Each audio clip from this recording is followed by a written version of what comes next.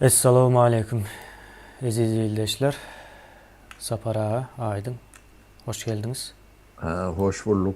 İyileştir. Selamun aleyküm. Kemine Aydın. Salam. Buyur Kemine. Aleyküm salam Sapar hakemine vatandaşlar salam. Sapar Ağa bugün genişleyin, biz hemişe de genişleyin temaları gurrun veriyoruz. Bugün yine käbir zatları qaytalap gurrun veriyoruz. Qaytalap gurrun veriyen zatlarımız näçe köp qaytalayan olsak şol iň möhümleri manysına gelmeli. Yine kliptokratiya dedik de. Ya düşünmesi kıyınrağı diyen. Ya da düşünmeye kıyınrak olan hem şol vacip bolanların nemesinde bolya, hatarında bolya, den derecede. Indi kliptokratiya diýäs, oğurluğun cenneti. Näme diýmek bolýar ýene? Türkmenistan häzirki ýagdaýyna düşünmeli biz täze Türkmenistan gurjak bolýan bolsak, ýa-da täze Türkmenistan diýip aýdýas. Näme üçin hawa häzirki bolanok, häzirki düýpli, üýtgetmeli diýip aýdylypdyr. Ine onuň hem asyl şu wagtky görünýän tarapy kliptokratiya, bunu köp adam görenok, ýa-da Türkmenistanyň içindekiler hiç görüp bilenok, Türkmenistanyň içindekileriň görýän zaty Gurbanuly. Gurbanuly erwetmi? Erwet. Ýöne hemme zady Gurbanuly neme diýämi? Tamamlaýarmy? Diýilen soramaly. Ýa-da ogurluk pikredin, ogurluk ýurdun içinde diňe bir adam tarapyndan bolup bilýärmi? Diýilen o soralar döremeli. Ondan soň biz ine şu kliptokratiya diýilen söze ýüz tutýas. Ýüz tutmak mecburiyetinde. Ine kratiya sözleri vardır. Bürokratiya, demokratiya, ondan soň kliptokratiya, başga ýene nämeler var. Häzir aklyma gelenlerin sanap durun.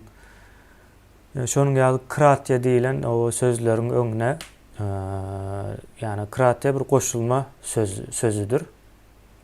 Ondan öň gelýän sözüň nemesini berýär. İşligini tamamlaýar. Yani ogurluk nemesi, düzgünü. Devlet sisteması. Döwlet sisteması o diýsek dogry bolarmy Saparasy? Ogurluk döwleti bolup bilýän bolsa dogry bolýar. Kabul edilýän bolsa dogry bolup bilýär. Şonuň ýaly bir neme edeli, ine Türkmenistan hem şu kliptokratiýanyň cenneti hakyky manyda. Başga bir deňeşdirmek üçin bir misalyny tapyp bilmeýäňiz dünýäde ýeketäkdir. Ve gynandyrýan tarap hem ýeketäk bolan zady hiç kim görmeýänligi aslında meňzemeýän ýa-da başgalara meňzemeýän zatlar göze has çalt diýilýär. Bizim gözümüze iýlenok, diýmek bizim gözümüz köp zady görenok. Köpçülik o halk adından aýdýan menen Sapara, menem halk bolan ýekejegim. Halk adından diýeýin. Köp zady görüp bilemzok. Gözümüzün öňüne gelse-de bakýas, ýöne göremzok. Bakyp bilýäs, ýöne görüp bilemzok diýin. Indi şu kliptokratiýanyň eden zatlaryna seretsek, şu adamlaryň ýurdun daşyna çykmak ýa-da içindäki garypçylyk ýa-da düzgünçilik kanunyny işlemeýänligi hemme zadyň esasy işledýän hereketlendiricisi motoru diýin. Ýene şu kliptokratiýadyr. Ýöne kliptokratiýa diýip aýdyp onu tamamlap gutorup bolanok.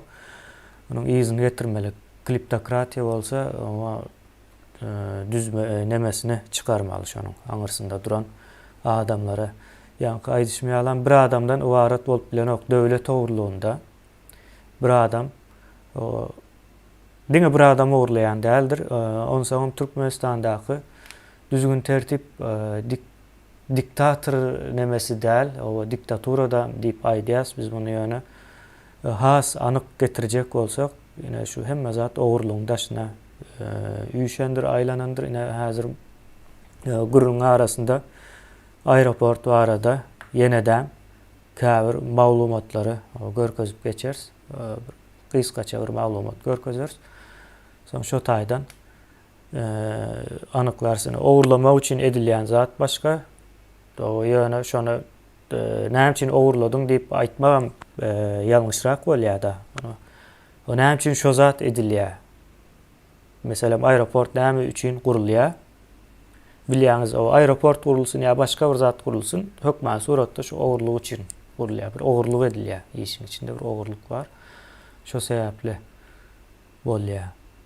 Ine kliptokratiya şo yerlerde işleýändir. Ve şo yerde yüze çykýar. Hiç haçanam o men kliptokrat diýip aýtmaýa. Klipta demek oğurluk demek. Latincadan gelýän bolmaly ýalňyşmasam. Oğurluk demek. Kliptomaniýa oğurluk keseli bolýar. Yani kliptokratiya oğurluk keseli däl, oğurluk düzgünü bolýar. Sistema şol. Sistema şol. Kesel diýip aýdyp bilmeýäs. Kesel bolsa ýa bir adam ýa-da adamlar kesel. O çok kesel onda diýerler. kesel diýjek bolsak Türkmenistanyň içinde geçýän bolsa bir epidemiýa diýelim biz buna. Oğurluk epidemiýasy bar diýip aýdyp biler. Ýöne kesel bolsa ýa bir adama değişlirak ýalak näme berýär-de. Şonuň ýaly saparagy o aýdyň şu temany bir giňişleýin açyp gitsek. Şu nämäni bir giňişleýin ruhsat berseňiz taparaga. Ruhsat Allah'dan. Şu indi kliptokratiya sözü bir adam bir topara da değişildi. Yani men düşünýän kliptokratiyam diýeýin, ol belki ýalňyş düşünýän olup biler. Ýöne nämen düşündirýär bize kliptokratiya? Bir toplumda yani bir sistemadır, dolandırış şeklidir. Hemme zat oğurluk etmek için edilýär. Başka zat üçin däl, oğurluk etmek için edilýär. O yerde kanunlar işleyen däldir. Kliptokratiýaň bolan yerinde kanun ýokdur. Paraxorluk soňky derejesine ösýändir, ösüp bilýän derejesine. Ondan aňyrda ýok hem. Diňe demalýan howaňa pul töläň ýok. Ine şu gün ýöne zat öýüňe gitjek bolsaň ýa-da öýüňden başga bir ýere gitjek bolsaň pul tölemeli bolýan. Para bermeli bolýan. Näme var bu zatda? Yani bir yere gitmek üçün para berýän birlerine. Bilet üçün däl, beýleki zat üçün däl. Baryp mysal üçin men ine şuňaly bir adresde ýaşaýan diýip şonu birine suud etmek üçin ýene para töleýän. Özem para töleseň ýaşap ýaşamalydyň wajyp bir zat däl. Parany töleseň ýazyp berýärler. Ýaşama tapawdy. Ýöne para bermeseň sen ýaşaýan bolsaň şu ýaşaýan diýip hiç kime aýdyp bilen ok. Yani ýaşaýan ok diýmek. Ýok. Indi bu sistema ve men görýän zadym ine tutuş cemiyeti öz içine alýan bir sistema. Hemme adamam öz içine alýar. Yani oğurluk. İslendik. Türkmenistanyň içinde 5 milyon halky bolsa, men bu zatlara aýtýan sebäbi biz özümüzü tanaman bir ädimem ädip bilmeýäs. Hemmemiz bilelikde o birine oğru diýmek gerekler. Bizim hemmemiz hem şol sistemaň içinde olsak oğurluk edendiriz. Ýöne bir zat gazanç etýäs. Gazanç üçin biz Türkmenistan döwletine nalog, yani salgyty töledikmi? Kim töledi? Baryp yani salgytlygyna baryp men ine bu ýyl şahsym ýa-da firmam gazanç etdi, şoň men salgytyny tölejek diýip kim baryp gördü? Salgyt tölendimi? Salgyt watandaşa salgyt tölenmän iqtisadiýet ýöreýän däldir. Salgyt tölemän ol pasportum ýok, ýenem ýok, bir topar problemalar vardır. Hatta hak hukugyň goralmaýan olsa sen şoň salgytyny tölemeli. O zatlaryň hemmesi iş ya, onu kim etsin sen salgyt tölemedin. Salgyt tölememek oğurlukdur. Men hem tölemedim salgyt, beýlekler hem tölemendir. Hemmemiz şol sistema, kliptokratiya sistemasyna şoňa hyzmat edýän. Mejbur sen şoňa.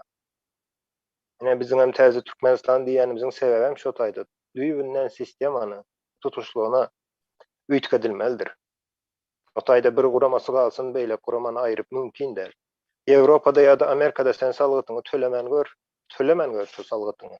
$5 bolsun. Daş töreňize seredip görüňe. Hemme de şu zat var. Näme üçin biz Ýewropaýa aly ýaşamaly del? Ya-da näme üçin biz Amerikaýa aly ýaşamaly del diýeniz. Şoň ýaly ýaşajak bolsaň, şolaň eden işini eden soň ýaşap bilersiň. Şolaň okan kitabyny okajaksyň. İş etik diýilýär-de. İş etikasy bolmaly adamda. Yani işini ettin, doğru edişini, oňam gazancyňdan ham salaty bardyr. Sen şol döwlet, şol jemgyýetiň içinde ýaşaýan bolsaň, ol aslında töleýän salatyň döwlet del, şol jemgyýete salat töleýän, ýaşaýan toplumuna içinde ýaşaýan we içinde bolan toplumuna salatyny töleýän. Tölemeýän bolsaň sen owurlyk edip ýaşaýan, şoň içinde ýaşaýan sen, ýaşamak diýip bilmeýän, ýaşaýan ýöne kimiň hasabyna ýaşaýan onda? Yani kleptokratiya sisteması tutuş hemme adama değişlidir. Men gaçyp gutularyn diýen düşünje ýok. Oň ýaly bolup bilmeýän, gaçyp bilmeýän sen şo taýda ýaşaýan. Şoň Türkmenistan watandaşy bolýan bolsaň, gynansak da ine şolam sistemamız var. Onu diýip bileriz, 2 adam etdi, 3 adam etdi. Kabul eden soň edýärler. Näme üçin gazyny, togyny mut edýärler sana? Hiç kim diýen okmu? Bu gaz, bu su men kimi diýip soruldymy şonda?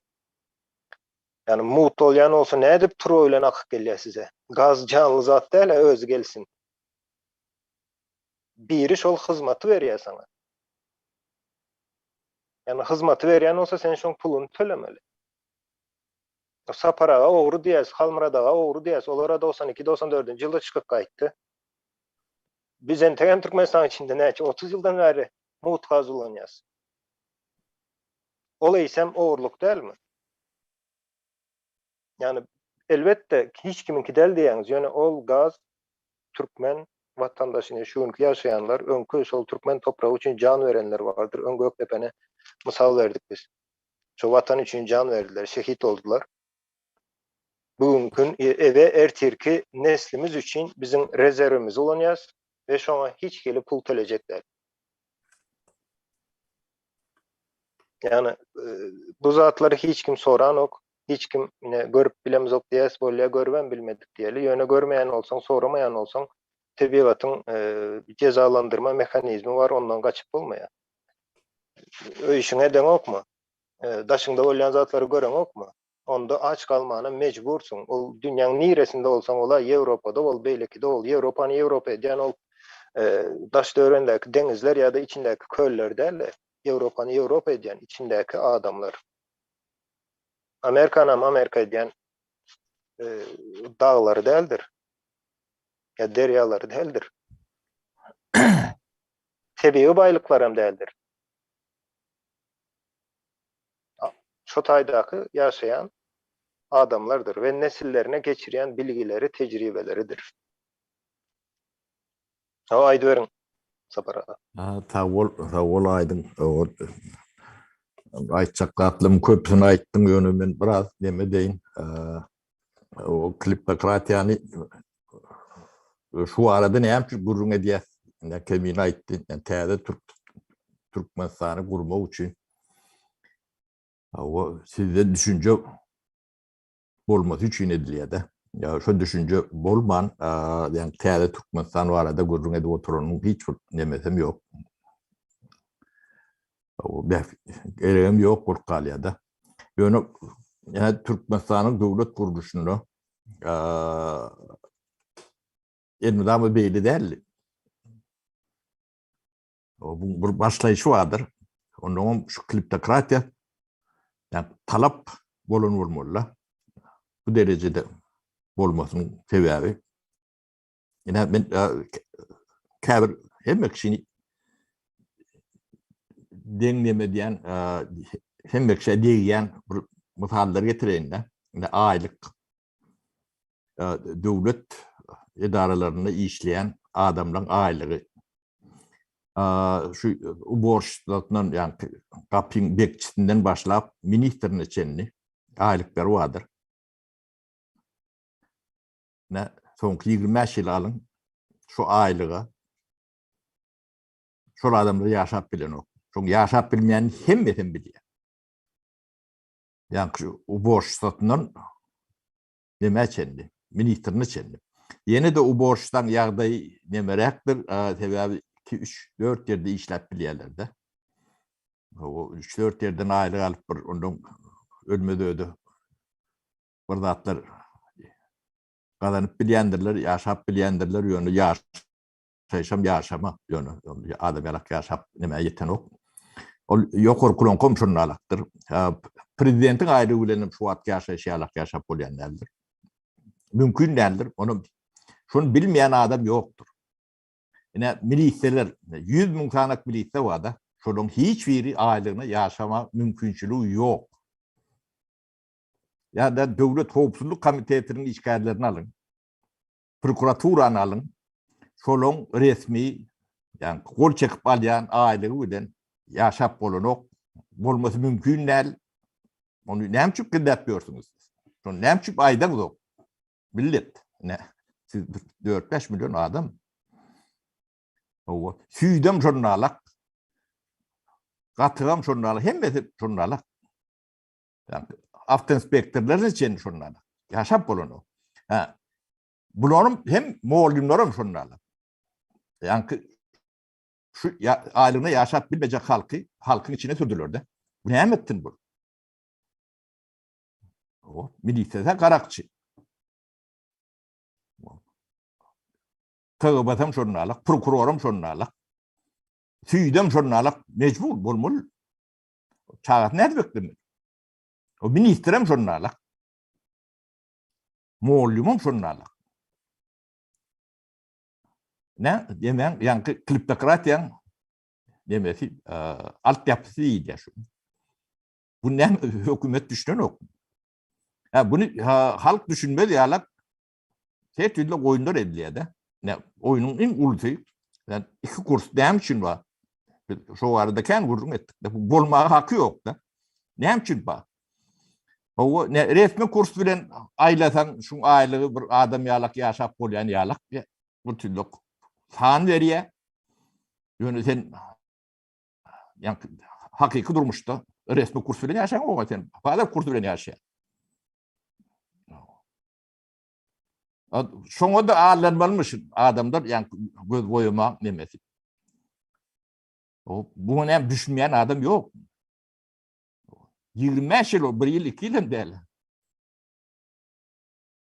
Şu aylığı yaşap bulmayanın hatap demesi var hani. Görünüp durumda da.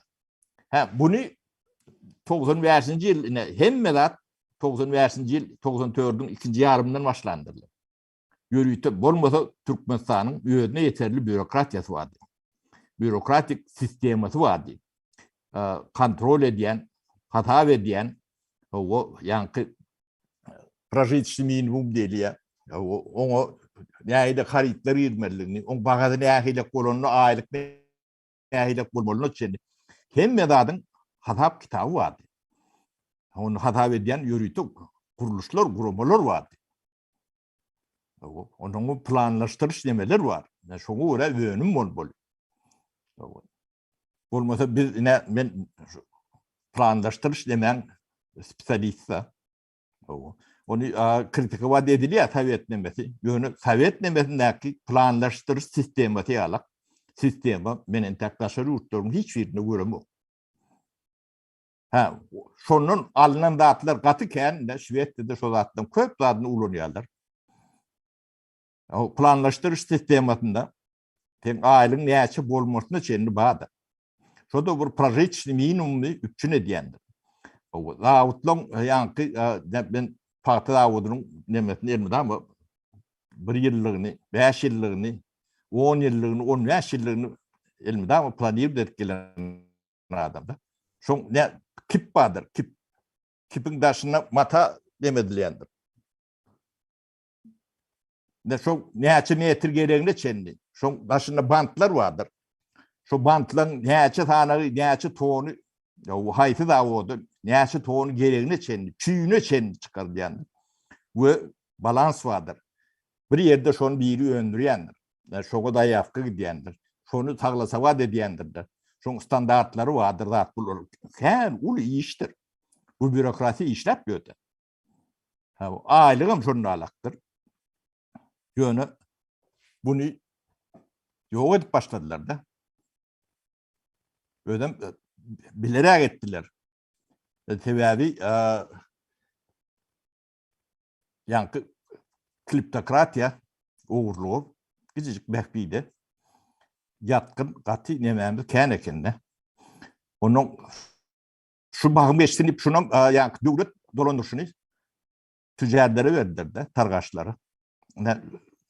Bizden son nemeni 15 yıl şunu için targaçlar yürü diyendirler.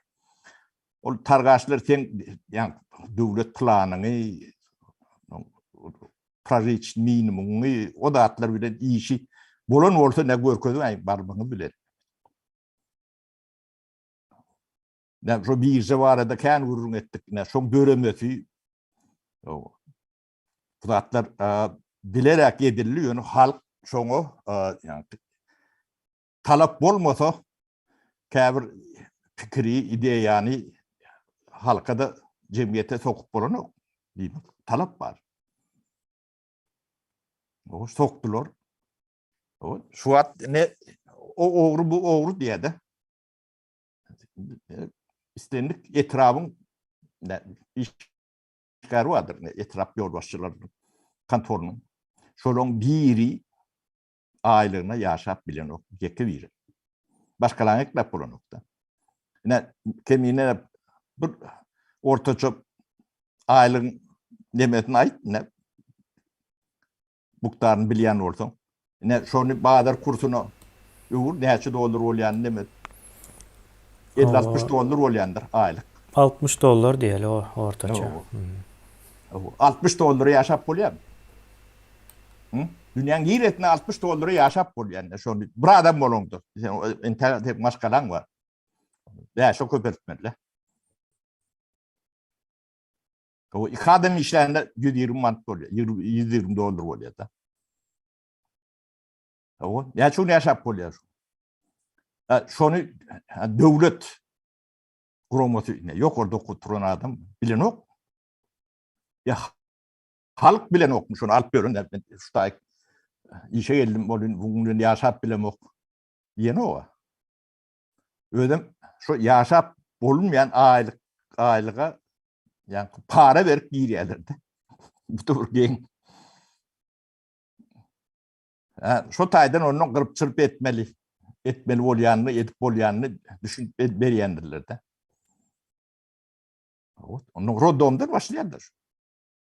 Yani devlet sistemasının ne altyapıda var. Yani altyapıda bolon son onun bu küçücük uğurlarda küçücük karakçılar diyenler bunu.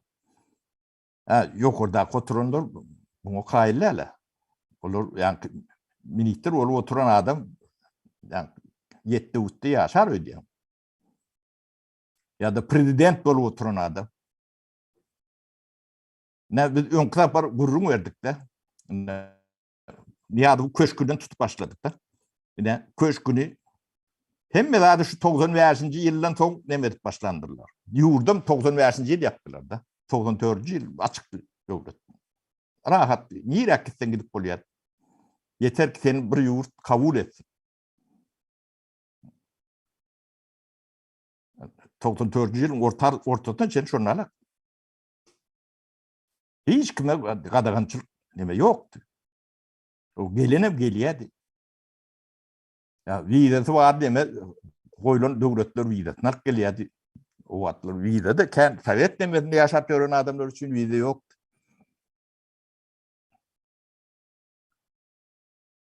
Ne? Birinci köşk saldılar.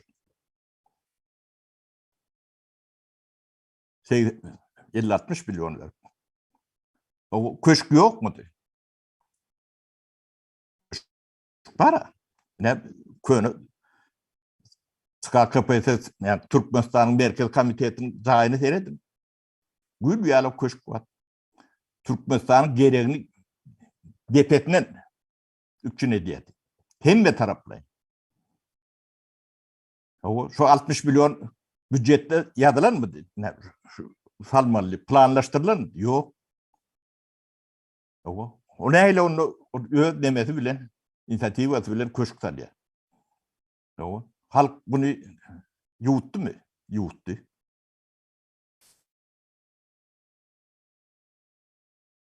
Yuhudun son İlyandan başka da atal ya. Ne Kur'an'ı geldi. Ola köşkte alıp bir şun yadı üçüne mi ullokanna. 60-70 milyon talan orada bu 250 milyon talan. Gerekmiş o. Yok. Büyüğünün gerek var. Neyine gerek? İktisadi nemeti yok ama. Uğurluk için. Değil mi uğurluk için? İnni Türkmenistan'da 94. yıldan 2020. yıla çenli türmeye batılan adamlar vardır uğurluk etti deyip. Şolun hem mecetinin uğurluklarını koşup Kur'an kuluyum yankıcı bir ateli vardı 250 milyonluk. Son %1'in değerler. O tayda da 1 milyona olu yani türmelerden adam geçenler. Bunu değiştiren adam var mı? O uğurluk bilen şu uğurluk hem meceti barda attır. Bizim cemiyetimiz hem için şuları yalak buyruğunu hiç yerde geçiren o. Yeni de gaytalyan. Ehli Türkmenistan'a cinayet eden 95. yıldan ta 2020. yıla çendi cinayet eden adamlar hem cinayet demesinin gitgesini yani o şehrini bir yer cemleyen o Berdi Muhammedov yekece o anarsı yüzlerce obyekt var da şu özüm İngilizcem delin kişilerinden biri. O şolong eden uğurluğu şun eden yekece nemesinin yüzden birem der. Onun devleti prokuraturu ne için gerek? KGB ne için gerek? Süyüt ne için gerek? Milise ne için gerek? Şu atlara demetmeyen olur. Onun institutlar var. Bunları analiz etmeli. Burada topor ministerstvolar var. Bunları analiz etmeli. Ne için bu atları edilen o? Sebebi yankı aylığı yaşayacak nemesine yetmeyen adamlar onu kapçırıp etmiyor adamlar. O dilleri kıyıkı olmalı. O biraz gürlete sen şu ayıbın var demeli. O sistem bana öyle şunu ettiriyor da. Gidecek yerim mi yok? Ne? Türkmenistan kleptokratyan öyle devlet derecesinde sistematik edilen nemer.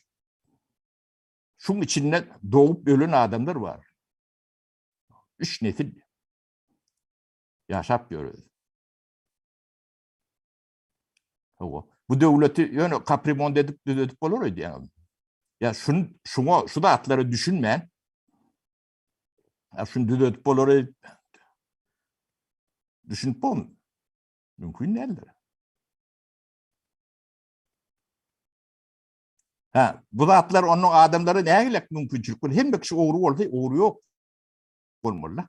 Onun sen istediği adama yani yüzüne seyredip yani sana yani govurnayan adamı halal adam, kovu adam deyip bilirsin. Sana govurunda turmayan adam olsa haram adam, uğru adam, plan adam deyip bilirsin. İkiden denkdir. Ya, hakikattir. Hem beceri. Ve bunun içinde halal olmadığı mümkünçülüğüm yok. Doğru adam olmadığı mümkünçülüğüm yok. Hiç kimse mümkünçülüğü yok. Yönü sen yüzünü nemetecek olup seni yani sana bir yani plus bir avtoritet getirecek olup bu adam zat diye mesela o olmalı mümkünçülük yok. Ne yönü bu 94. yılda biz hem işten ayrılmak bu datları düşünemiyoruz. Düşünüp anlasında da geçecektik. Son çüydüm yine o hocalık ministerstvo aparatlarını işleyen adamlar vardır. Şolun hem de şayattır. Şolları her kvartallı 3, 4, tevat 5 aylık veriyorduk. Yani ştatın hastaneye bilen bütçetten belirleyen aylığı bilen bunları yaşamayacağını biz aklımıza ettik. Biz onları ne için uğurluğu itelemedik? O adamlar işleyenler hakkını almalı. Hakkını devlet vermese nereden tapmalyanyňyz diýip tapýar. Bunu oğurluk edemez ok. Skemalarını onu aydıp verdim. Ben kaytalap oturmayın berdi. Yöne şunu bir de ettirmeyecek olup her kvartalla 2-3 revizi veriyorlar. Barlığı veriyorlar da. Açık toğun demesi bilen komandası bilen ediyor. Şular aylığı şular uyalak hemen nereden alıp veriyorlar işgaller. Tapan oktular. Tapacak oluyorlar.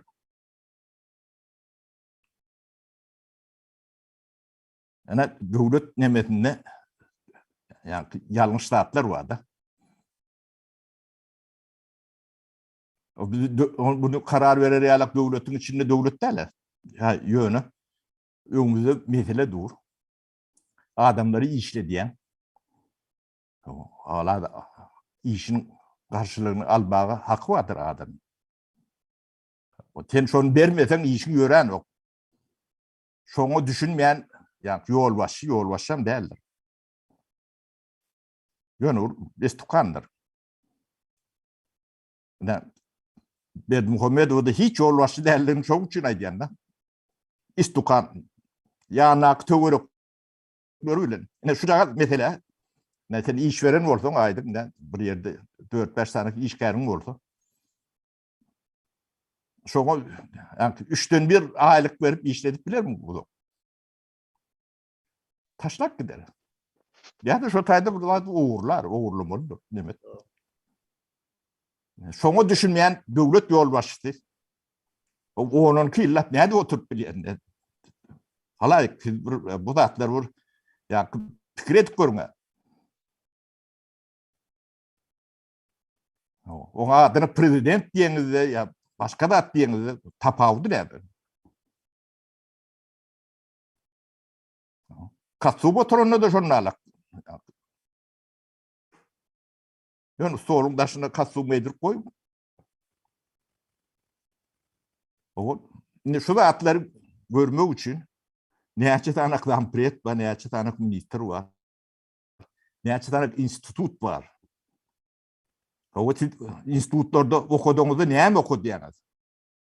Ben soru yeni de ya ben kayıtlayan da o yollaş rektörler, prorektörler, dekanlar, muallimler yukarı okuyacağıyla aşağılarını görürüm edem o. Siz student yetiştirenizde onları neyle bilim veriyorsunuz? Şu atları 20. asırda öğretmeyen olsanız sizin o biliminiz kime gerek? Neye gerek?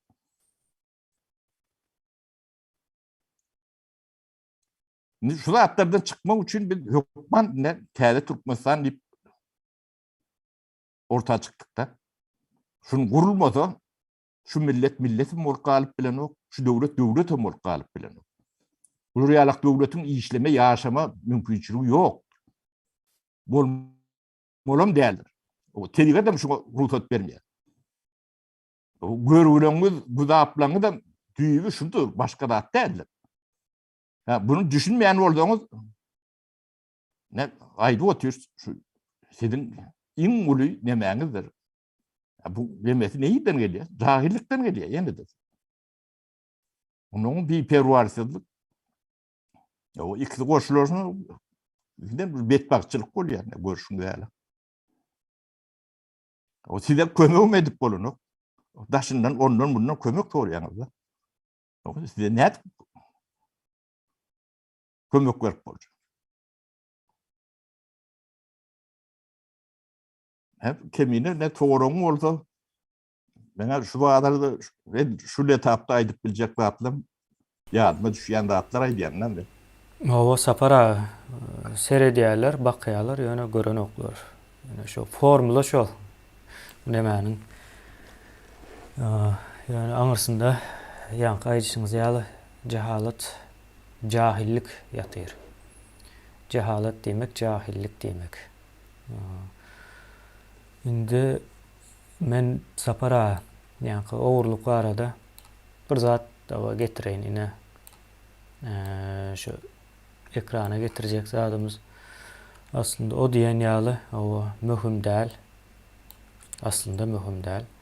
Ýöne ine göreli şuna. Ýeldeşler şu taýda neme var? Aeroportun çıktacısı, nähil çıktacısı şu taýdan ya da şu taýlardan bir yerlerden jemini görüp bilýäs biz bu taýda. Ýene şunuň ýaly bir çıktacınyň nemesini görkezýär. Jemi näçe diýär? 2 milyard 253 milyon diýär. Emma zat o yazılı näme alınıpdyr, näme goýulypdyr. Ondan soň bu nemeler var, firmalaryň atlary hemme zat var. Ýöne aeroportdaky edilen ogurlugyň dokumenty diýeleýine. Düşünüp biljek dilinizde. Dokumenty. Hiç ýere giden ok. Ýene şu taýdan entek ýurdun içine barman, izarlasaňyz, tapýaňyz bu zatlary. Bundan köp adam tapýaňyz. Bu taýda önemli bolan zat näme? Hemmäniň bilmeli zaty. Ýene şoňa gelmeli. Dokumenti tapdyň, näme boldy? Edilip bolupdyr da, munuň indi diňe jezasyny berersiň. Halk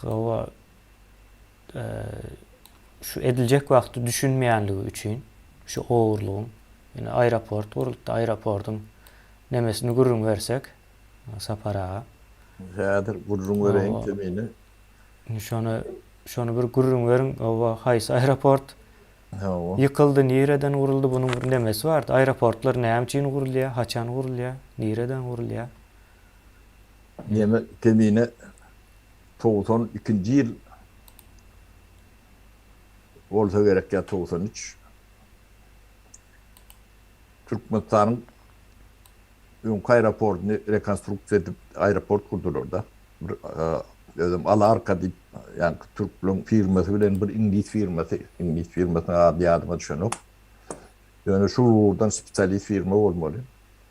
O 60 milyona o şu döwrüň nemesi boýunça 5 ýyllyk fiil boýunça demedi ýani aeroport diýip. O da Aşgabatyň nemesini ýene 30 ýyllap, belki de 50 ýyllap rol üçin edýän ýagdaýda o ullugy fiili hemme zady şoňa kybap aeroport urdular. 96-njy ýyllarda şu işe girdi de. Beýdem şol aeroport ýani Moşutlyýa-da güýjüniň 20%-inden geçen okdy da. Ona 100% ullanýar. Şoň üçin men 50 ýylda ýani şu bizi udultwarya dediýär diýip düşünýänler. Inni şu döwürlerde Türkmenistanyň granisyny ýapdylar daşynyp. Ýani demir perde diýerler. Ne Türkmenistany şular açık kapılar siyaseti diýip Türkmenistany dol ýapdylar. Bunu içinden çıkıp bilen okdy, geljegem gelip bilen okdy. Şu atky ýagdaýlaryny diýalak, şoňa meňdeş neme 96-njy ýyl başlandy. Ilkulak kiçik tempde soň gitdigiçe de neme edip başlatdy. Ona ýapýan aeroport kurýan. Oňa okey diýeli. Ýöne inni şu birinji edenini ikinji edil aýnada nemeden ýaly gaýtylýar da. Indi Urbanguly geldi. 2006-njy ýyl, 2007-nji ýyl gelýär da. O bir kil bolmandan bolandan bu aeroportu ýykdyrýar. Yerini täzesini taldyrýardy. 3 milyard berip. Yani 2,5 milyard yani başlangıç bahasda. Onun içinde gene de 500 milyonluk yıktırıp Täzeden saldırıp nemeden de atları vardı. Koşmaça nemeleri var. Gödöňüne getip görüň, aeroportun, ýöňki aeroportun 20% marşrutuna işleyen olsa, o ikinci aeroport näme üçin gerek? Sonra o jogap berin. Şu at, şu urkunlar, soňky 3-4 ýyl alynda, şu aeroport näçe prosent marşrutunu ýapýada? 1-2%.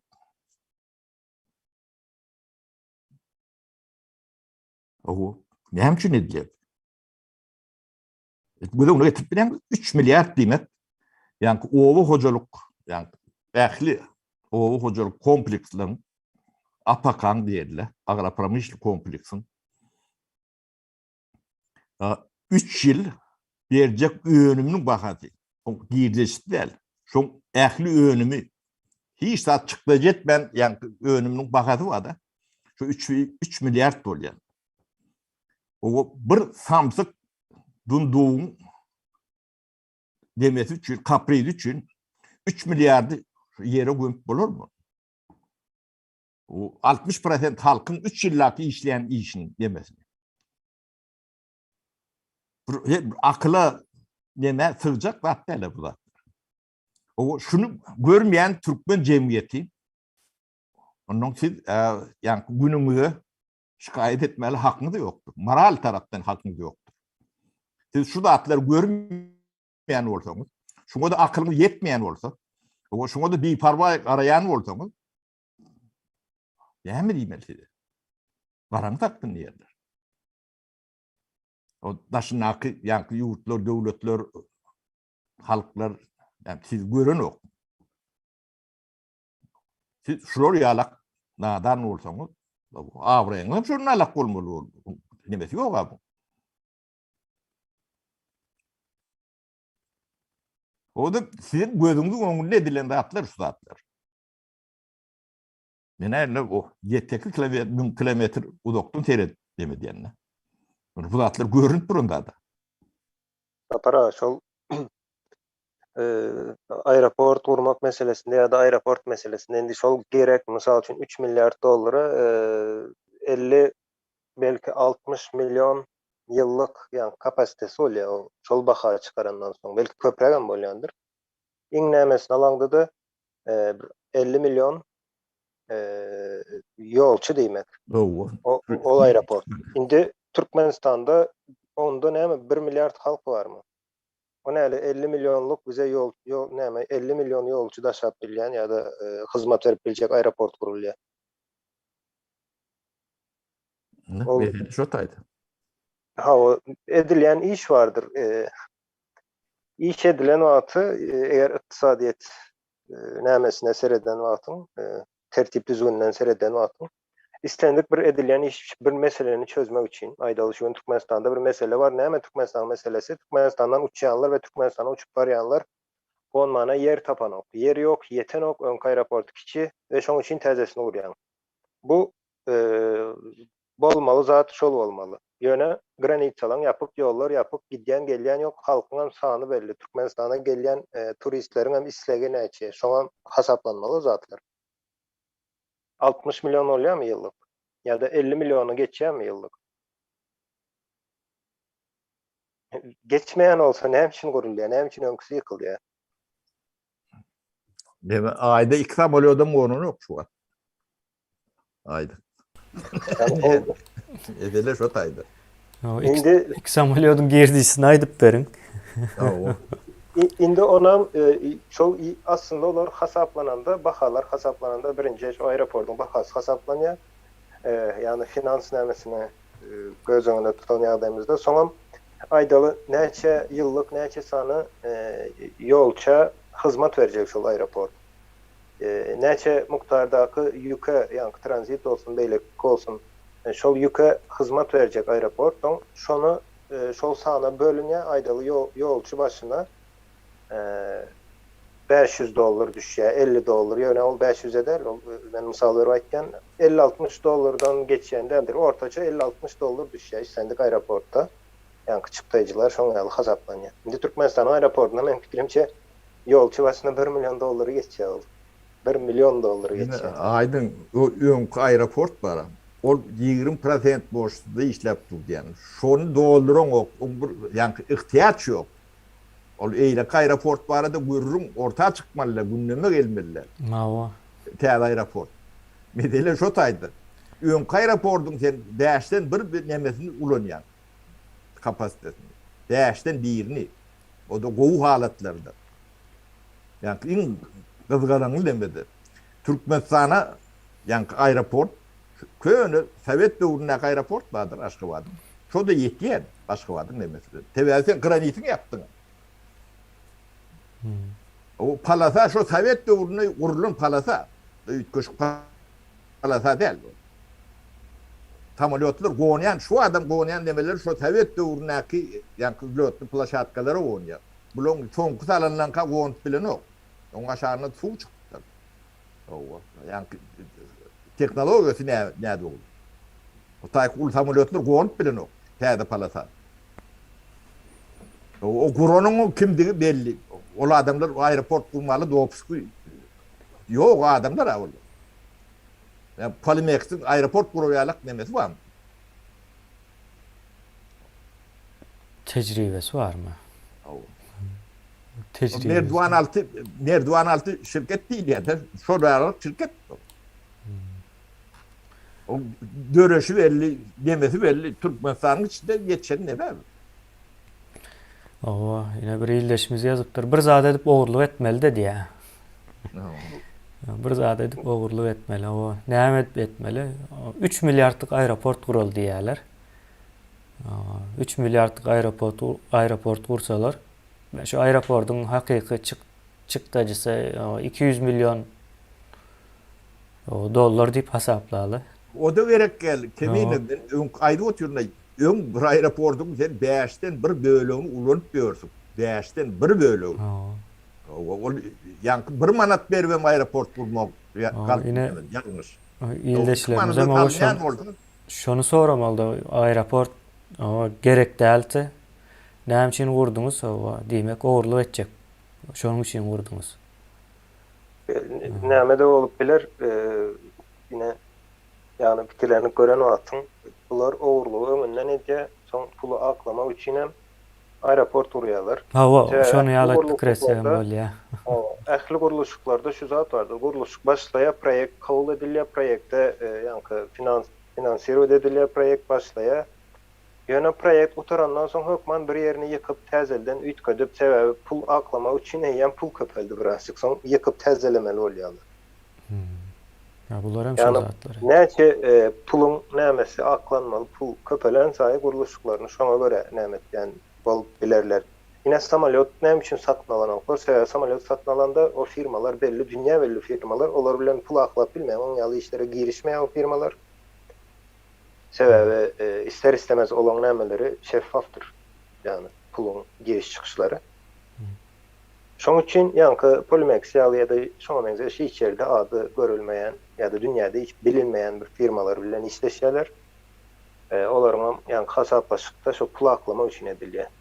Yani men şoň ýalyrak bilýän o näme. Onun yeni de başka da zat var Aydın. Biz tarihi demeni şu wagt bol paralelni yani misal üçin Niyazım köşk kuruluşu var.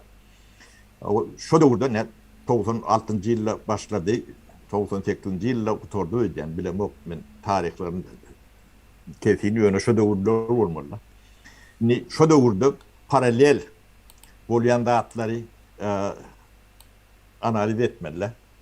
Ne şo döwürde çağlary, ýaşlary triýege ýatyp başlandyrlar. Onun bir topur ýanky bürokratiýada nemedi işläp görün spesialistler vardır. Yani şolary ogry näme dip basyp nemedi görün batlarydyr, korkup, ürküp, basyp. Onun atu nemesi vardy, jüzüne bir mıtkal triýek salyp o atylan adamlar gaty kendir. Ne ýanky uruluşy paralel diýendir. O adamlaryň ünsüni şo näme Demet ben yani başka da atlara çekerler cemiyetin ünsünü. O kaptallarına bu da atlar gidiyor. Para der gidiyendir. O oğrun ne ulusunu hiç sat diyenlerdir. O bunu ne KGB'si, ne prokuraturası, o ne tüydü, ne katığı, ne deputatı, ne meclisi görüyendir. Yani yankı cüzünü bir mıskal triyek salınan benne vardır. Onu gazetelerde peçat ediyendirler. O yeni birine yani 10 miskal triyek sattı deyip onu neme diyendirler. Ya bir minister ne para alıptır deyip bunu basmalayıp bunu neme diyendirler. Yönü şu tayda bir de köşk gerek gel. Bu ne halkın pulu. O 50-60 milyon ne yere soğurluya diyen adam yoktur. O metbuatta da geçenlerdir. Hiç yerde ne dışında ne içinde ne şu alga pirastalar şeyi belirleyenler. O ne şu 30 yılı şey paralellemekten şey yankı ullokan kuruluşun kaptalına yankı bu siyasi nemesi vardır. O batılışık, yamanlaşık, o işten ayrılma, işten kovma demeleri halkın ünsünü şu takip demedi yerlerde. Bu da gidiyor kaptalına şakırdap. Şu adam şunlarla. alamaydım. Yine pasport yine. O. Ne yankı edilen rahatlar. O bu devletin devlet olma mümkünçülüğü yok. Bu devlet diye olan o. Yani teritoriyası belli, nemesi belli. O resmi dimeri oluyor. Yani hükümeti kıntokratiyadır. O bunun içinden avada adam olması mümkün değildir.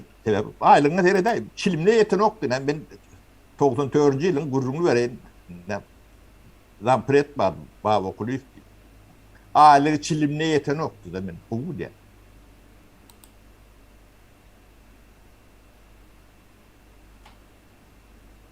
Ben o borçlu adam diyemem.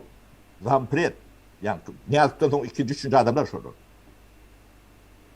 Sorun hiçbir yeka o da der. Beyliklerim hem beceder. Hiçbir ayrını yaşat bile yok. Öyle şu atkı Türkiye'deki alak inflasyadır şu doğru. Sen resmi kurs bilen deme veriyen. O bağlar niye rakıların o kursun yemediğinden bile yok. Aylığında yaşar yalağım der. Yaşatmıyor da.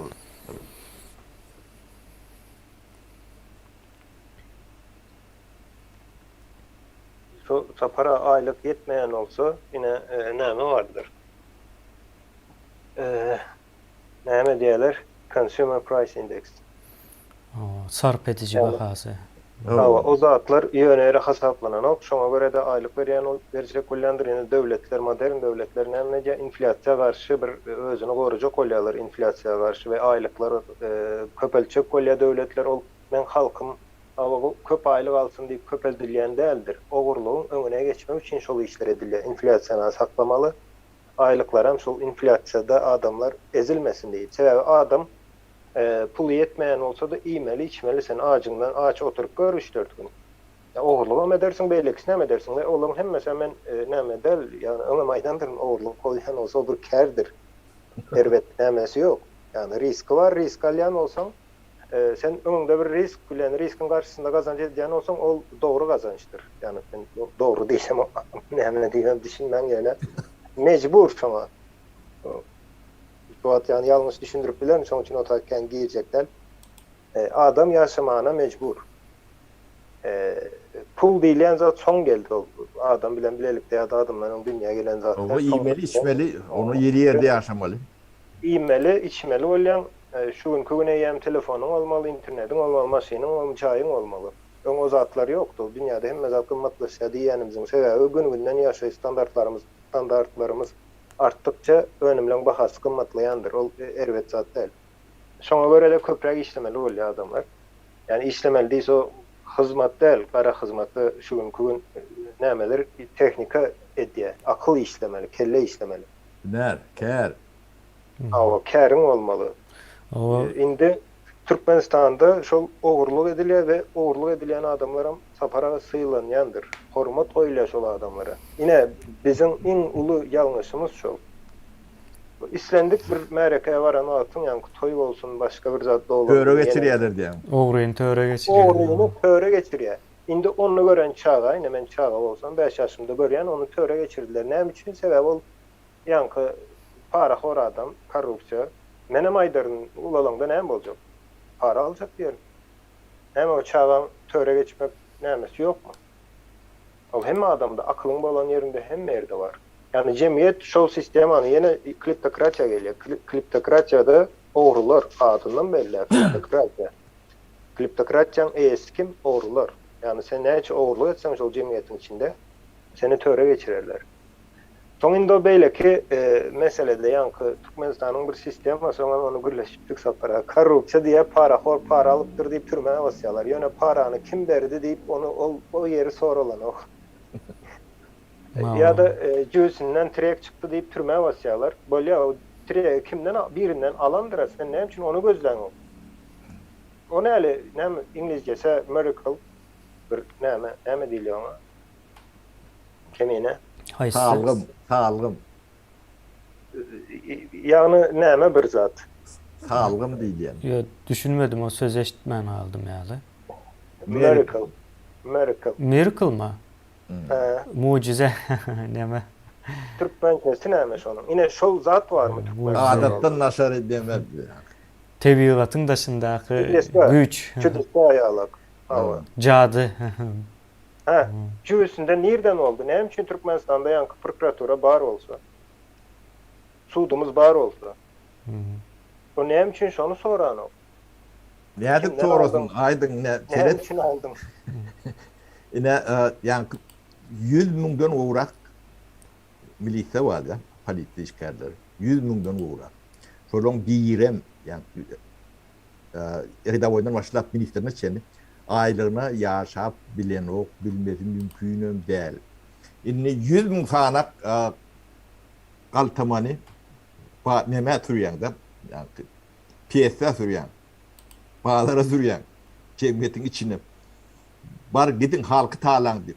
O resmi döredüler gurama bilýär. Döwleti bir guruluşa oğurluğun karşısına diýip näme diýen. Özüm aýlygyny ýaşap bilmeýän adam oğurluğun karşısında näde görüşdi? Özü oğurlap başlar. O milisiýa onça sany näme gerek? Birinciden. Şu kliptokratiýany giňertmek üçin gerek. Soňuşda şo bolýar da. Onun aýlygy, bu aýlygy ýaşap bilýän, bunu torayan adam ýok kanda. Döwlet de. Olar köçe näme çykarýarlar da. Birine taýyk berýärler, birine dürre berýärler. Olaryň halky talýarlar. Sen adam bolsaň bolýar, sen günahy tapýarlar. Hiç etmedigen bolsaň. Bir günah ýönkäp bilýärler o sistema şoňa näme? Sen adam bolmaň, ýa türkmen bolmaň ýeterlik şolar üçin. Ýalňyş bolmaýan diýip, ýanky ritm, ýürek ritmiň ýalňyş diýen basyp bilerler. O maşynyň nemesi, renki başga, nämesi başga diýip näme tutulur. O nämenin o logikasy boýunça edilýär. Pul almagyň. Tanagy näme gerek bu darmaýa? O aýlyk berip bilýän bolsam, ýani özüni oňurýan. Ede başka mesele, ýöne aýlygam ýok. Ýaşap, $50 adam ýaşarmy? O ýerine de hukuk berýän. Onu git galtamaçylyk etdiği ýerine halak dat bolýar. Bizim ene dememiz, yani betbaççılıklarımız hem de adamın özündedir. O ne şu atlary o görbeli gatlak var da. Yani bilimli gatlak diýilýär de. O bilimli gatlak döredýän üniversitetlere demedik de. Ne şolong bir reaktorun, proreaktorun ya muallibin o bizim döwletde şol ýalak atma. Adamlar bir eýleňde seyredin diýen bir muallim barmy demek. Türkmenistan'da. Ya bir institutun rektörü ya prorektör bağım. Bizde şeyle o adamlar bu olyan da derler. Ana şonu bilmeyen münglerçe de adam yetiştiriyorlar. Ne? Cehaleti fabrikatı alak. İşte bu hadi tutuyorlar. Bizim bu da muhtemelen mutbark girip okuyan oradan yenir de akşı. 20-30 100 bin verileyenim var bu. Yani bilimcilik işte nimetini atıtlarını almak için 100 bin dolar para verip bir yerlerine. Öyle yuridiska şunlalık. En kımmatı yuridisk. O 100 bin dolar ne edip geldiğini ona hem sormalı. Ol nereden geldi? Näme var? Yine kızıklı bir zat var. Türkmenistan'ın içinde hazır bir üniversite açılsın. Yankı hakiki bilim için yine bilim adamları toplansın, şu taydan dünyanın bilim adamları toplansın, Türkmenistan'da bir üniversite açılsın. Ve giriş egzameni ile hiç gelip pul alacak değilsin. Şona hiç kim inanmaz. Şon verecek dokumentine inanmazlar. Sebebi pul vermediler. Türkmenistan'da pul vermeyen bir yöneke spraf kalsa şona da inanmayalar. Ay bu geçer mi ki pul vermedim diye. Şonun için yine daşına çıkan sonra o zatları geçin ola. Hatta şuna düşünce vardır. O koyuren yani giren okulu devlet üniversitesi mi deyip sorayalar. Ya da hususi üniversitet mi deyip sorayalar. Nämemişin hususi olyan olsa o üniversitet näme diýerler falsifi dokument berýänmiş. Hem mezat işin sonunda dokumente gelýändir. Şol dokument yönemen yekece yerde daşında içinde hiç yerde görmedim. Şol diplomun bir işede oturanlar. Yani bu stolun başına geçip bir diplomun işeden yerini görmedim. Dokumentin. Alan bilimin ya da şonu hiç kim soran yok. Men bilim alacak. Ya da men bilim için okuyacak. Bana diplomam gerek değil, bellekim gerek değil. Ya da yine diplomu yenesi profesörler vardır. Nobel alanlar vardır. Olar entegem okap göre. Olar samsa adamı Nobel alıptır. Näme üçin entegem okuyar şol? Bizden kän okuyacağım. Nobel alan zaman. Diýmek nämemişin? Diplom hissat eden ok. Şoň alan Nobelem hissat eden ok. Ol ýöne sylalandyryldy şoň bilen, şol ödül bilen. Ýöne ol edýän işi var. Bilim için işleyen olsa şu bilimini devam etdi. Ölýänçe okusaň, öwrenseň bu tarap bolana bolan. Ýöne bizde şu 5 ýyl üniversitede oturýarlar. Oturan soň ol diýe, ýem aýdaly. İktisadiýat oturan olsa sapara, ondan güýçli iktisadiýat ýokdur dünýäde. On gözünde şoň ýalydyr. İktisadiýat sözüni okap bilýär we nämeligini bilýär.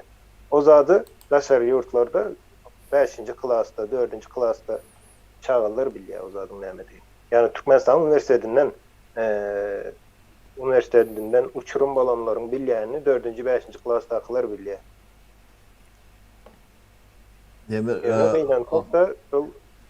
Mektep sistemamız bilen üniversitede mekteplerin etmeli işi vardır. Diplom vermek değildir. Yani mektep yankı şahadatnama ya da şonu vermek değil. Mektebin işi çağa okumanı öğretmek. Okumanı diýende harpları değildir. Harpları tanap bilersin, näme 30 tane harp var, öýünde de öwredip bolýar 30 harpy. Ýöne şu harplar bilen näme etjek boladym? Şu önkün islendik, yani 5 milyonun yarısı diýeli bilim alanı var diýeli. Mektep butaran yarısı. Şol yarısyny toplap bir sana essay yazdyrsaň näçe balalar ka? Kimine? Eseýiň näme diýine düşünse bir bal alyp biler. Aýdyn. Eseýiň näme diýine düşünse. Bu erwet zat, bu gaterwet zat. Ol pikir etmeň watandaşlar okap bilmän, yani harpy öwrendiň bolýar. Ýöne sen şu harplar bilen näme etjäň bilýän ola. Elinde harp var, kelläňde diýeli harplar var. Aýdaly gramatikan var, näde sözlem gurmalysynan bilýän, olam wajip bir zatdyr. Ýöne sen şolary uwanyp bilmeýän bolsaň 10 ýyl gatnagan mektebiň ýöne musurazyň ýani şol wagty. Aydın ne bizi gıynandıran da 94 yıllarda reforma büyüklü yer su onun hususi eğitimlik demesi bağlar kıyafetini geçiş demesi reforması gibi tuttu. Öyle gati ulu depkinde gidiyor. Öyle büyüklü o ehli Sovyet Sovyutu'nun içinden biz ilki o tempde, yani güýçli tempde, in gowalp barýan bizdikde. Ähli 15 respublikanyň içinde. Yine şonu towtodonlarynyň esas sebäbi şu kriptokratiýa geçmek üçin etdiler de. Ödüm çapak çalıp ettiler. O beni bir halkın düşmanı ettiler şonu dediğimiz. Ben o etmişim nämemişim reforma geçirmek. Bu elbet zadyn ýerede. Reformany geçirmek erwetmi Sapara aýna? O ne gelen günüňi de şu O Sapara ine ýokary wezipem ýok diýäňiz. Ýöne reforma geçirme pikiri çıkan üçin. o O. olmasa menden ýokardaky adamlarym kene jenaýatçy bolsa şolar bolmaly. Onu kaptalında da şu yani bana bildirýän jenaýetlerini jogap berýän ýörüýti nizam ministrler var. Olary çok ministr etdiler, etrafı başlyk etdiler. Olar demedel. Ýöne şu reformany şeýle düýüklü alyp barýan üçin gaty uly howp bolmaly. Şu kriptokratiýanyň öňüne böwetdi. Uly böwetdi. Biz o Türkak şular ýediden bilen okdylar bu zatlar. O ýöne O etmeleri mümkün däldi. yani Hazır hazır aşağıdan gelen neme kemine, yani reforma, yani hususiyettir o da. Bunları edip geçik diye. Bunları yani yine kaytaracak orada kaytaramam bile yoktu yani bir yarım yılla hayrat eden oldu. Şol hususiýetçilik ine ykdysadyýetin şu günkü gün dünýäni aýdaýyn men. O taryhy 100 ýyl öňkü mysallary bermän watandaşlar. Şu günkü gün dünýäde hususiýetçilik ykdysadyýetin garantydyr ýani. Şoň garantisidir hususiýetçilik. ösüşüňem Evet, garantiýasy aýdym. Ösüş hemme zadyň garantiýasy şol hususiýetçilik. Ine ýöneköy bir zat aýdaýyn. Baha vardır ine aýdaly islendik bir zadyň unyň bahasyny bazar keskitleýändir we iň dogry bahany keskitlep bilýändir bazar. Altynyň bahasy hem şoň ýaly dollaryň hem şoň ýaly beýleki manadyň bahasyndan bazar iň dogry bahany kesip bilýändir. Başga bir sistema şu neçe ýok baha kesip bilýän. Mümkin däl sebäbi. Yine bizde şol mekanizm ýok bolsa Türkmenistanyň içindäki ähli bahalary ýöne aýraýmaly biri kelleden baha goýan bolsa ýöne şu günkü ýagdaýda da etiň bahasyny ýan hökümet sattırmaca kolya aýdaly 10 manattan satyň diýe ýöne kassaplar näme diýe satan ok. Durdurýar satış mende et ýok diýe satmaýa. Ine bazaryň edýäni işte. Her bir zady öz zähmet ýan çekilen zähmet var şoň hakyny isler. Hususiýetçilik. Ýöne bizde elbetde zähmete hormat hiçsat ýok, bilime de hormat ýok bizde. Şoň üçin näme edilýär? Ýöne hususiýetçilik zähmete hormat goýandyr. Adama da hormat. Adama zähmete, bilime hormat goýýar we şu hormat döreýär, soň adamlary da döräp başlaýar. Yani gaterwet zat bir edilen işe hormat goýmamak erwet zatdyr. Şu günkü düşen günümüz hem şoň üçin ine şu günlere gelýär. Bir adam bir iş edýär, şoň ýöne ýok diýen ýa-da aýyp taşlaýarlar. Ýöne iş etmeýän adamlar Şu adam bir zat etjek bolýar bolýar, şuňa lokan yani hormat goýup öğrendirýärmi? Ben köp kişi. yani gaterwet zat şol näme üçin bizde ýok, ine muny öwrenmeli. Yani cemiyetçilik bilimleri öyle gızıklanyan adamlar bar olsun. Hem için bizde zähmede hormat yok. İslendik bir yerde, yani hatta Türkiye'de de var. Türklerin bizden kendi hapalı yok. Yani Türkiye'de de edilen işe hormat koyandırlar. İslendik yerde olup göreyin. Bir yöne bir zaten öz işleyen yerinizi aras salasanız, özünüz aras salan, hiç kime hissat demen. Beyleki yanınızdakiler, eğer Türk kolyan olducular, şonu arasda tutacak kollandırlar ya da size kömek ederler. Sizin edýän işinize hormat üçin. Ol sizin belki düşmanınızdır, tapalı yok. Ol düşman bolup bilersin. O zatlar şahsy näme? Şahsy mesele. Biz berde şahsy mesele bilen işimiz yok. Ýöne iş vardır. Kim eden olsa da bir iş edilen soň şol işe hormat goýulmaly. Şol bolman mümkin däl. Ine ýa hususiýetçilik hem şo zähmete hormaty öwretýär. Zähmete hormat goýmasyna öwretýär hususiýetçilik. Açık bazar sisteması. Şu günkü aeroport kuracak olsalar, şu aeroportun yeri vardı, şu adamlarla halkın yeri. Şoň eýesi olardy, şoň eýesini razy edip borardylar. Ya-da hazynan olardy. Hazynadan alaw kimden alýar? Ýa-ni vatandaşlardan alýar. Şoňa vatandaşdan gelen nalog bilen aeroportda gurmaly bolar. Ýöne nalog bilen guran güni ertirki gün ine şu gün koronavirus ine problemalary nädip çözjek hazyna. Şoň ýaly soralar bar. Şol mehanizmiň netijesinde şu gün aeroportdu mysal üçin gurup bilmezdiler. Ya da beýlik mysal berip aýtganden aeroport elbetde zerur bir zat bolsa aýdyşymyz ýaly Türkmenistanyň ýanky 60 milyondan ýyllyk ýolçy sany 60 milyony geçýän bolsa şo gurulardy aeroport. 3 milyard dollar çıkarlardı şoň üçin. Ýöne 60 milyony geçýän bolsa. Onam iň soňunda edilýär sebäbi diňe bir sany däl ýanky international aeroportu belki Balkanda da vardır. Onu ulanyp başlarlar. Yani beýlik döwletlere şoň ýaly diýär. Iň soňky çıkarlarda hem 3-4 aeroport yetiştirip bilmedik ýagdaýynda bir tane ulakan beýlikleri birazcık ýükünü yeňilleşdirmek üçin gurýarlar. Aydın yine de bir zat var da şu yanlışı var. Yani gerekli zat eden okurda. Türkmenistan'da ağası 5 vilayette de problemidir. O. Şu mesela yanlış neymiş çözeyen okur. Yani onu 3 milyar da mürekkerle. O 500 milyon liraның ähli Türkmenistan'ı demedi oluyor. O neymiş yani Kaspı'da 4-5 tane kaprisini itilediler o. Ähli Türkmenistan'a tuğ verip durur yalan. Hem ağır tuğ hem ekrançılık tuğ. O yanlış şolatlar edip oluyor yani. Yine de halka da peydali. O neymiş aeroport kurmalı o akliyet diye yani ya da Ayvada da 5-6 milyarlık yani boş caylar kurmak ve akliyet diye yani su arasalamak yani aprisniyat etmeye akliyeten o. O gerekli da. Beylikim gerekli da. Saylamarı olanladı. Gerekli da saylayalar ne. Bunun ne şolur ya kıyafetlerim var. Bu cehaletin.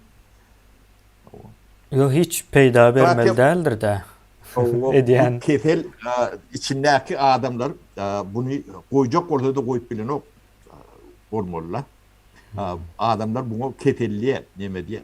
Ne şu tayda biri arasında ben yok. Gelin paranızdan alacak gel rahat diye. Şon yani linç ederler kendilerine. Şon ýaly diýerler. Ýakynlaşdyrmaýarlar. Düzü boljak bolsaňam alan oklar içine. İçine yanlış bolsalar hem soň sen ýok edýärler. O türmeden çıkarırlar ya öldürürler. Şu ogurluk etjek däl diýenim üçin ogurluk etdi diýip türmäge basýarlar da. Sebäbi bilelikde ogurlamasalar bolanok. Ýa şu sistema bilelikde ogurlamakdyr. Kliptokratiýa bir sistema diýärse sistema bir şahysdan ibarat bolup bilen o. Gurbanyňdan ibarat bolup bilen o mysal üçin. Yok ol cenayet etmen şol Türkmenistan şu günkü ýagdaýynda cenayet etmen sen bir wezipe gelip bilen ok. Wezipe başlamycı cenayet bilen başlatýarlar. O cenayet hem sen nämeňdir? Yani olan strahowkasydyr sana garşy. İstendik wagt sen türmäge basyp bilýärler. İstendik sekundda basyp bilýärler. Şu günkü ähli Türkmenistanyň içindäki ministri bolsun, beýlekler bolsun ählisini, yani ýokary wezipede kim işleýän bolsa şolary istendik wagty türmäge basyp bilýärler. Şoň Çinem elinde yani komproband vardır şolarda. Ve olan güçlüğüm yok. Hava olar şoň üçin edil näme ýaly işleýärler o taýda. Yesir, yani şol sistemaň yesiri olar. Çykjak diýse-de işten çykyp bilmeýärler. Bir öz wezipesini hem ýerine ýetirip bilmeýär. Diňe buyrugy ýerine ýetirersin. O şantaj bilen dowam edýär. Soňam türmede çykýarlar. Ol adamlar eger bardy geldi ýalňyşyp şol sistemaň daşyna çyksa hem gürlep bilýärler. Yani şoňa girýänçe de bilen okda ýene sıçan gapana baryp düşýänçe bilen o şoň gapanlygyny. Ýöne düşen soň men pikir edem ok bilen ok bilýärler, ministrler beýlekler ýöne sesini çykaryp bilen ok. Sen cenayet işlep girdin. Giren soňam gördüm şu zatlary. Yani hakykaty soň gördüm. Aydın ne bu ýagdaýy ne bir gyrat ýyşyp goýuly. Ýöne şu karşısında görüştüm deyip gören adamlar var. O en gülkünç yer şo taýym kendi yani ben. O kahraman bolup görenler var. Inni o taýda kliptokratiýaň badygy o haçan ýüze çykdy ne? Şubat ýüze çykýardy. Abi aýdam togy çykýar. Biz hem 2 ýyldan bäri O 2 ýylda çykaryp bilýän bolsak, bular Inni, 30 ýyldan bäri göreşip ýörün diýip aýdýanlar bar. ne şu mediýan oyunu bu da şu kliptokratiýaň bir parçaty. Yani daşyna göreşem demede o ikisi biri-birini toparlaýar. Ne ulu oğurluk gidip dur. Sen hiçcik bir neben gülün etmediler. Yani cemiyete yani şo gurrunu berýän de. Olar onun bunu demeden beten ok. Ne vakti ne aklı ne nemesi. Sen ünsünü başka gündemde başka da taklaya demediyen. O bir itini öldürüp durlar, yine bir nimet demediktirler. Ne şol realaklı atlar bilen. İt öldü, pişik öldü. O 7. 20. belki de 120. derecedeki meseleleri gündeme çıkarıp bunun bu çın o var nemeti bilen kıyıkırıp. Yok şu daşında näme var? Yankı oyun oynayanlar var yine ünsü bölmek için ve onların yankı Zafer biz çıtatalarına meyyem öğrenip başladık. Edýän işine pasolstwaň öňüne barın, o taýak barın, bu taýak barın, awa pasolstwaň öňüne barýan aňyrda näme bir yankı açar bar, Türkmenistanyň gapysynyň açary. Näme bar o taýda? Olan edilýän wagtdan bolýar, bir iş edilen wagty şoň bilen çözjek bolsaň, şoň üçin hakyky oturup işlemelidir. 2 güne çık diýen, soň ses ýok. Bir aýdan ýene şol näme başlaýandyr ýa-da ýene şoňa o türlü formalarda näme diýilýär, gündemi üýtgetmek üçin, ünsü çekmek üçin edilýän işler. Ýöneň arkasında bolýan zatlar, ýani oğurluklary hiç kim dile getirmez. 300 milyar dolar aydın ne Türkmenistan'ı yok edilen pulun muktari özüm yani skromlu baka bilen ondan omken 300 milyar siz yani bu sahanın nimet ne şu 300 milyardın 1 milyardı arada gurrun edilen nokta yani 500 dolarlık yani 1000 dolarlık 10.000 dolarlık ya 100.000 dolarlık yani oğurluk var arada gurrun ediyendirler.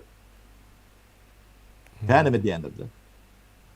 Yani 300 milyar gözünü getirip görün ev. 150 ýyllyk ýaşy iň az Türkmenistanyň. Oo. Bunu yere sokup üstüne de bir topar yankı bunun demesem var, iyiden var. Yani tevigatın zaya, suğun yok, yolun yok.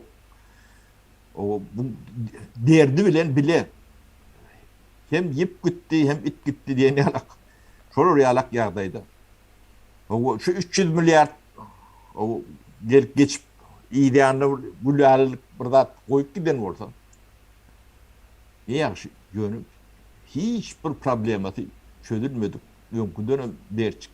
Baýtam elbetleşen suwum şol, ýolum şol, saglygyňam şol. Tutan zadyň şo da, bilimem şol nalak. Awat bir zat ýok, pulum ýok.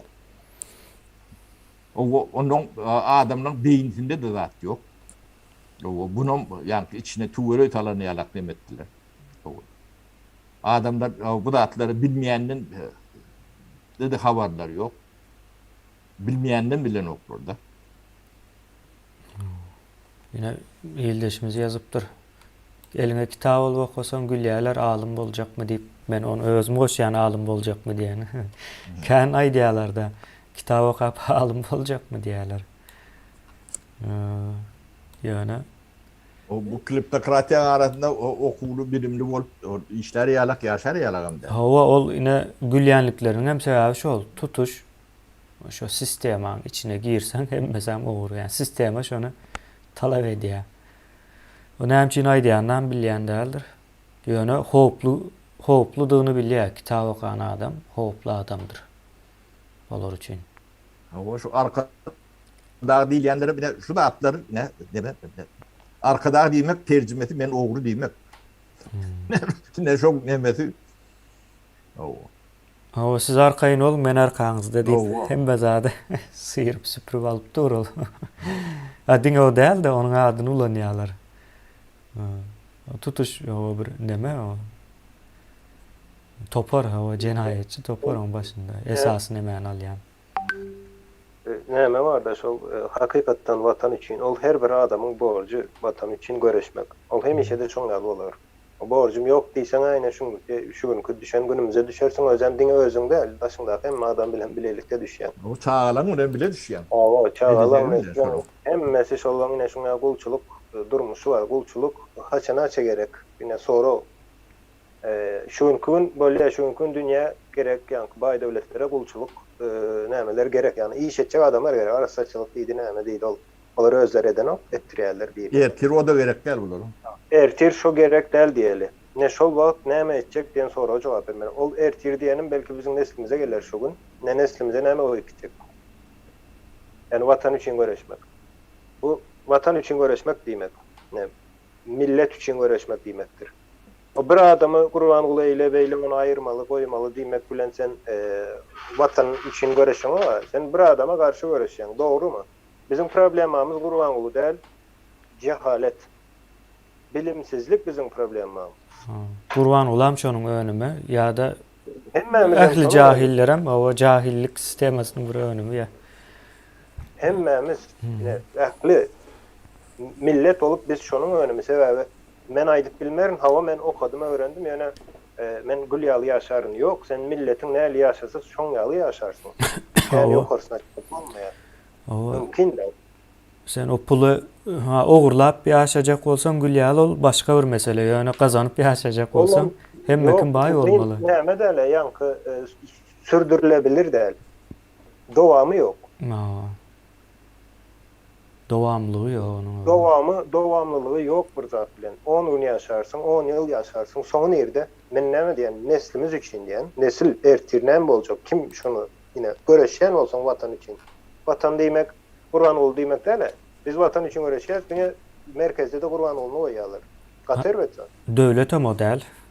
Döwlete model. Hökümete model. Hökümetem däl o hak. Hökümet o saylansa, o halk saylasa gelýär. Indi şunu alak bolan soň, ine diýjek döwlet ýani barmagy bilen ödem kiçi barmagy bilen çözmeli meseleleri var. Ine pasport meselesi ýa-da.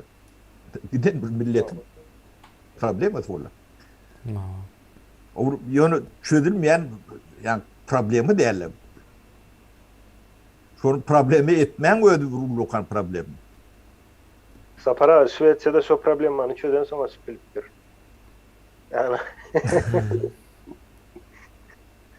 bilemok, belki şoň ýaly görýändirler. Yani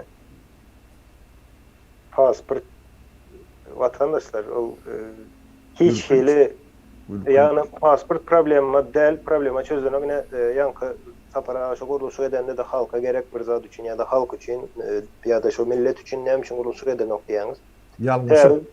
Ýalňyşy wam etmeýärler. Sebäbi men fikrimçe hasaplaýarlar. İslendik guruluşuk millete halkyň bir problemasyny çözýän olsa guruluşuk diýmek islendik bir teknologiýa ýataýdy. Halkyň problemasyny çözýän olsa soň halk bir problemany çözse ikinciye geçmesin diýip aýtym täze problemalar döretýändir. Ýoksa mine su problemasy var Türkmenistan'da, al su problemasyna. Aeroportun onda biri belki gider şonu çözmek için. Talap artar diýip gorkýan bolmaly. Onu etseň halkyň şo talap artdykça da demäniň siýasatyň içine girýär da ýoş-ýoş. Şu bolup bildiğinden uzaklaştıryan olmalı bular. Şu siýasatdan, döwletden.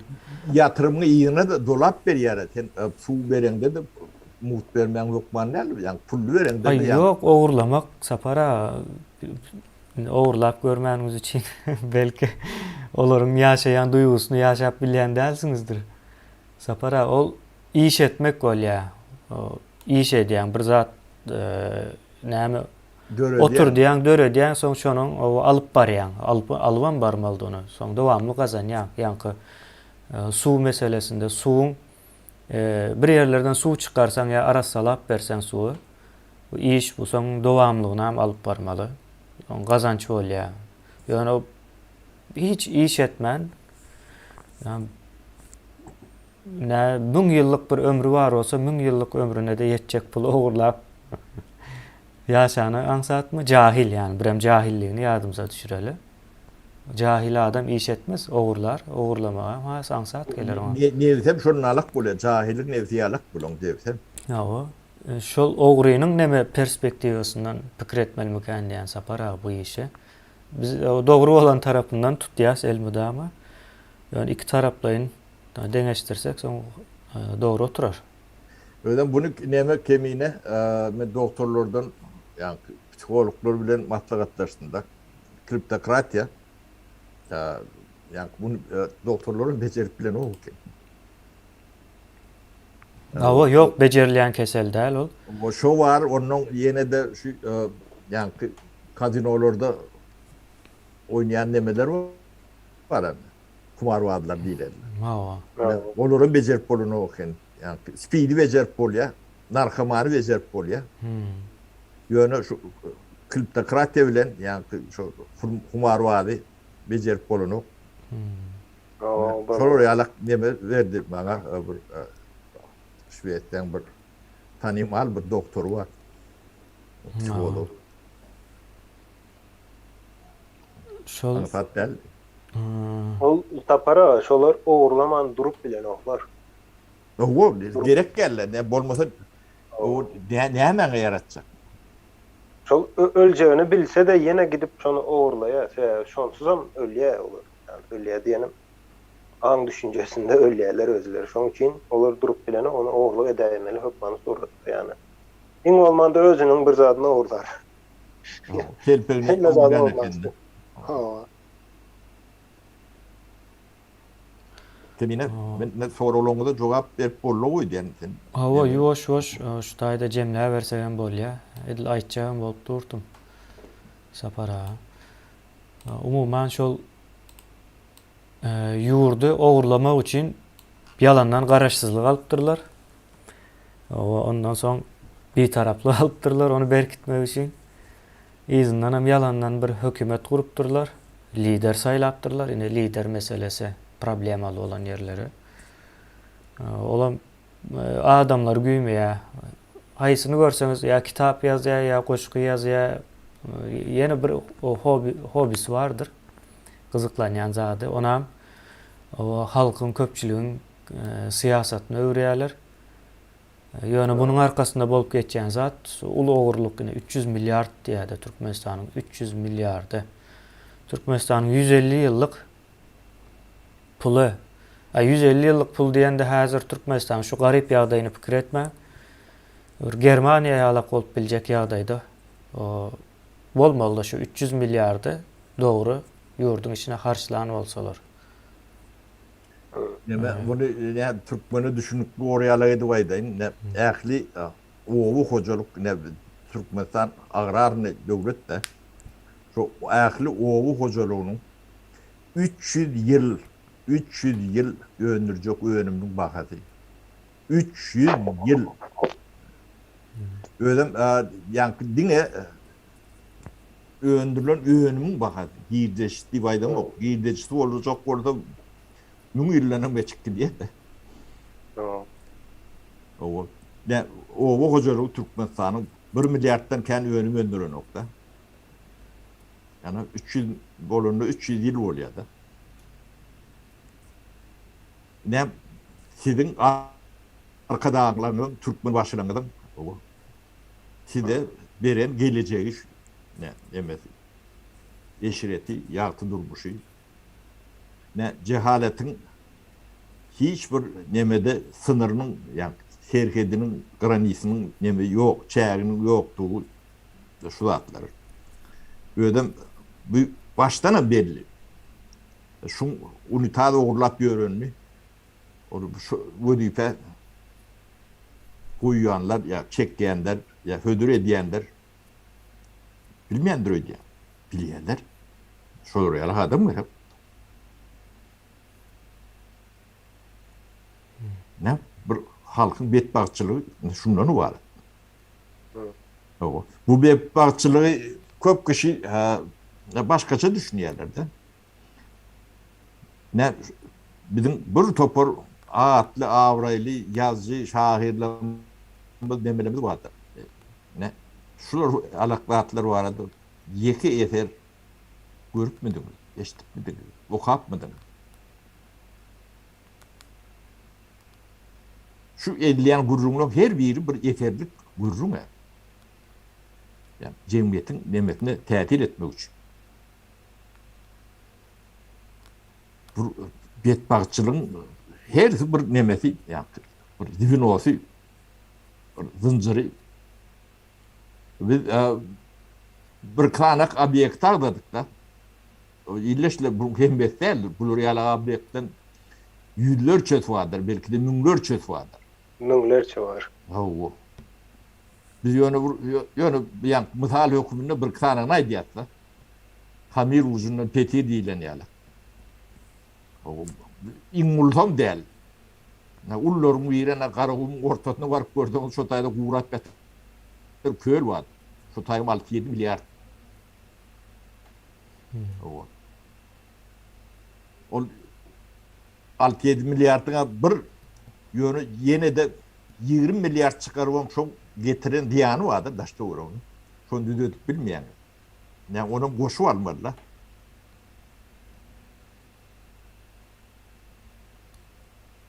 Ne bulun eden dağıtları ne cehaletin o onun bir kaptalına tiyatat vardır. Ne tiyatati yani hadinan koloyno dulayan değildir. Ne şonu primer yani misal ne Türkiye'dir. Ne aylak sistemi köklü devlet bolmasına karamazdan hadina tiyatatçı arkayı el urup bilen gününden başlap devlet tozup başlayandır. Yani açık primerdir. Ne göz görtülü bolup duranda attır. Ente bunun sonu değil. İyidine görürsünüz senaryo. Ne? Yani şuraya alaklat ne Türkiye'de bolyanda Şivet'te de bot bilir mi? Mümkün değildir. Yani devlet mekanizmi şunun için göre. İlki devlet kurulayandır. Devletin mekanizmi kurulayandır. Siyasetçiler son şu devletin üstünde işleyendir. Siyasetçi devlet kuruyan nedir? Devleti todurayandır. Siyasetçi şu tayip 90%. Dine kazanmak için var yandır. Onu cahil olda hatem meterdir. Ne şu an Türkiye'nin nimetine seyrettik koyun. Bunu yani kurs oynap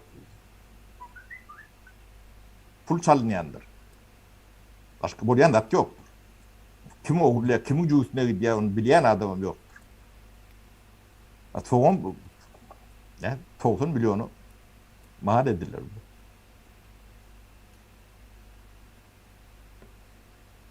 Yani biz şunun için TR Türkmenistan'ı yani devlet şeklinde gelecek siyasetçilerden korunup bilir yalak yağdayı olmalı. Siyasetçilerden korunmasan sen bu yani neslin içine karşı gidendir yani bilimine girdi mi bilimin uğra diyendir. Hoopsuzluğuna girdim hoopsuzluğunu dargı diyendir. İktisadiyatı elin urdu mu bitiriyendir. Biz şu dağıtları gözümde tutup TR Türkmenistan diye. Böyle şu TR Türkmenistan ehli orta diye. Yani Türkü devletinin emetine hem meclisine tesir eder. Şolun birem düyüplü kurulun değil şuunu çevir. Kıyınan tamam şeydi. Biz at takmalı yağda yemeğimiz yok. Sebebi öldüz. Yani tokun içinde oturuyorsa. Şun içinde oturulan beylikleri at taksan o da vurgaya çıktı zaten. Yönü adaletin hatiratına yağdayı doğru etmediler. Yok. Devlet kuruluşlarının hem meclisine. Yani Türkmenistan'ın Angriyan'ı Beryan'ı var. O da yani umumi şu dövrün, şu regionun halklarının 3. dereceli, 4. dereceli millet hükümünü vurlayanın büyük tevabi şudur. Biz şondan çıkmadık. Ha, düşünsek çıkıp biliyorsun. Adamın eden adam edip biliyor. Şeyler hakkımıyla bana ne Hawa. bollum diyen yalak. Sağ olun Sapar ağa. Ve Ağzına benim sağlık. kıstırkışta hemen aydık geçenine hı. cehaleti biz ken aydık. Cehalet oldu. Biz yine şu zadı yenip bilmeli. Vatandaşlar. Şondan uzaklaşın. Cahillikten uzaklaşın. Cahilliği tanan yerinize şondan kaçın, uzaklaşın. Özünüzü geliştirin. Cahillik ona sözleri o öğrendir, bayramçılıkları o öğrendir, bayram bellemeni o öğrendir cahillik. Yine Tost. Türkmenistan'a seyredin. Yankı Türkmenbaşı, Serdar, Beyik Serdar, arkada kahraman prezidentim, yine kahraman sözü. Cahilliğin gönü men deyip öne çıkan yeridir. Son sözleri. Emblematıdır. O zatlara ün sereniz yok mu? Türkmenistan'ı deneştirin. Kahramançılık gazetelerini okuyan Türkmenistan'ın. Kahraman arkada beyik, şonyalı nemeler vardı. Üstünlük, ösüş, yene. Markası şu cehaletin markası. Neme gerek? Sonra alın Avrupan gazetelerini okuyun. Yani Avrupa şu an internetten periodu edip böyle da. Yani bu periodu okuyan doğru mu yanlış mı bilemem. Yani kahraman sözüne göre mi okuyaydı? Ayet'in tersine olan gazetini okusan fikredeceğim Avrupa bitiptir, batıptır deyip fikredeceğim. Yazayan zaten orada. Yani Avrupa'nın bir firmacılığı Türkmenistan'ın 10 etmesi. Ya bakat oyuncu. Çol yankı cahillikten biz arastalanmalı. Biz diyen hemmemiz birlikte arastalanmalı. Üniversitede oturarlara has cahildir. Türkmenistan içinde oturarlar. Taşında oturarlar hem şonu alır. Raksa üniversite oturanda eline yankı diplom veriyorlar. Sen indi bilyen deyip yöne bilen o aslında. Hiç saat bilen yok. Şuna düşünüp bilmeli biz. Hiç kili berde köp adam yine halka näme diýäňiz ýa-ni yok hakykat aýtýar. Halka diýemiz ok. Bizim halkyň içinde özümüze de diýer bu zatlary. Hem mezady bilýän men o kuwatly, ňaly hemmemizem kahraman diýip otursaň üýtgejek zat yok. Peýdasy ýok, ziýany barsa. Hakykat däl.